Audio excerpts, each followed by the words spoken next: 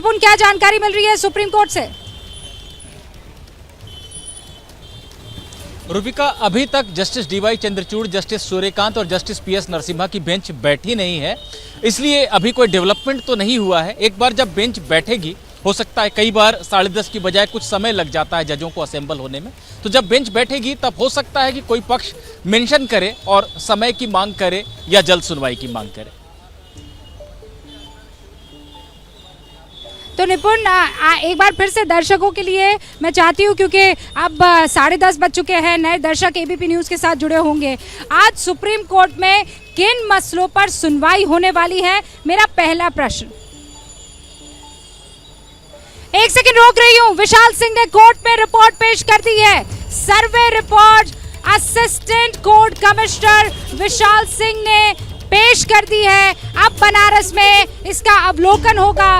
उच्च जो न्यायालय है उनकी तरफ से सर्वे का अवलोकन किया जाएगा और हो सकता है एक नई तारीख दे दी जाए, हो सकता है इस पर सुनवाई आगे की तरफ बढ़ाई जाए। लेकिन इस वक्त की बड़ी खबर यह है कि कोर्ट कमिश्नर विशाल सिंह ने जो असिस्ट करने के लिए थे और उसके बाद कोर्ट कमिश्नर अजय मिश्रा को बाहर का रास्ता दिखा दिया गया था, उनकी जो कुछ पन्नों की रिपोर्ट है शुरुआती कुछ सर्वे की, वो अलग से, और दूसरा ये जो 1500 के आसपास के वीडियोस और पिक्चर्स है जिनको स्टडी करने के बाद, रात भर जगने के बाद कोर्ट कमिश्नर और उनकी टीम ने एक रिपोर्ट तैयार की है। सर्वे रिपोर्ट कोर्ट में पेश कर ली गई है। ये सबसे महत्वपूर्ण जानकारी है। मेरे सहयोगी ज्ञानेंद्र हमारे साथ जुड़े हुए हैं, मेरे सहयोगी अजय दुबे हमारे साथ जुड़े हुए हैं, पंकज झा भी हमारे साथ जुड़े हुए हैं। उन सब से हम बात करेंगे। लेकिन इस वक्त की ये बड़ी खबर है, अब 10:30 बज रहे हैं। कहा यह जा रहा था कि रिपोर्ट 12 से 2 के बीच में पेश कर दी जाएगी, लेकिन रिपोर्ट 10:30 बजे पेश करने का मतलब यह है कि अब साथ में बाकी केसेस की सुनवाई भी इसी कोर्ट में अब शुरू हो जाएगी। कुछ खास लोग यहाँ पर बने हुए हैं, उनसे बात कर लेते हैं। पंकज झा हमारे साथ जुड़ चुके हैं। पंकज, बताइए, रिपोर्ट सबमिट कर दी गई है, अब आगे क्या? रूबिका, देखिए आपकी सबसे बड़ी खबर जो है, मोइन है हमारे सहयोगी जो कोर्ट के अंदर हैं। ये सिविल कोर्ट है और अब से कुछ देर पहले जो एडवोकेट कमिश्नर हैं विशाल सिंह, वो आए और उन्होंने कोर्ट के सामने वो रिपोर्ट पेश कर दी जिसके बारे में चर्चा हो रही थी 14, 15 और 16 तारीख को।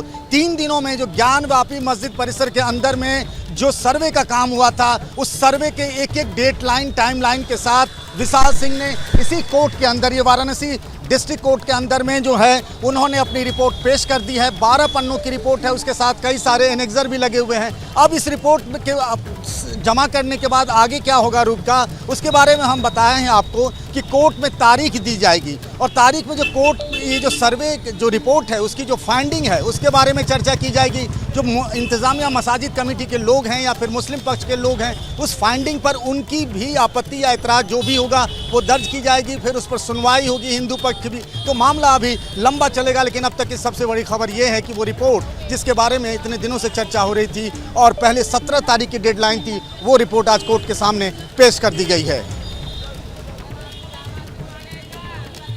लेकिन पंकज, यहाँ पर 3 चीजें हैं ना, एक तो रिपोर्ट सबमिट होनी थी, उसके बाद उस पर क्या होगा ये अलग मसला था, और साथ में उसी कोर्ट में कल जो 2 केसेस को लेकर सुनवाई होनी थी वो भी होने वाली है ना?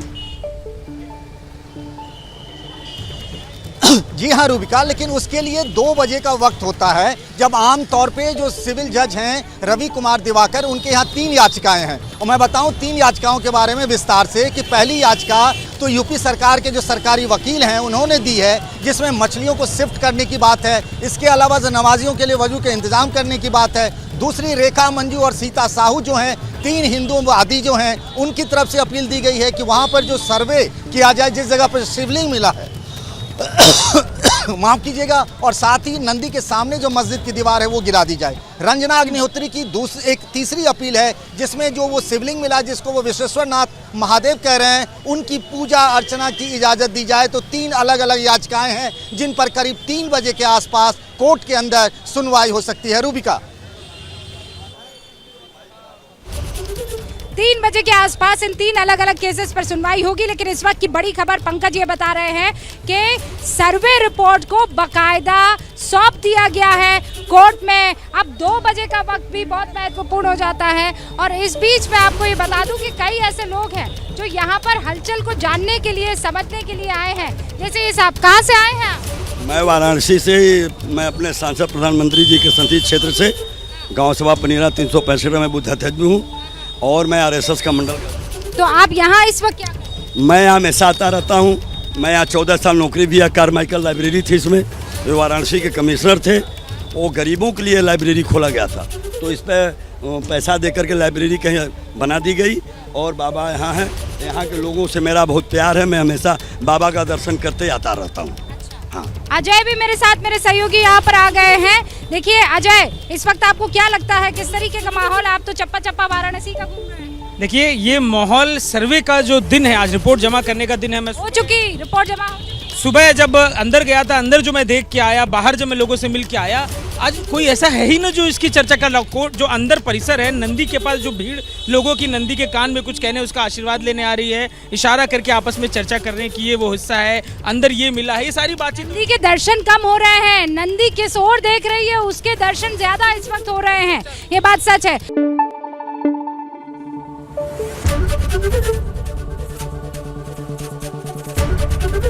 एबीपी न्यूज आपको रखे आगे।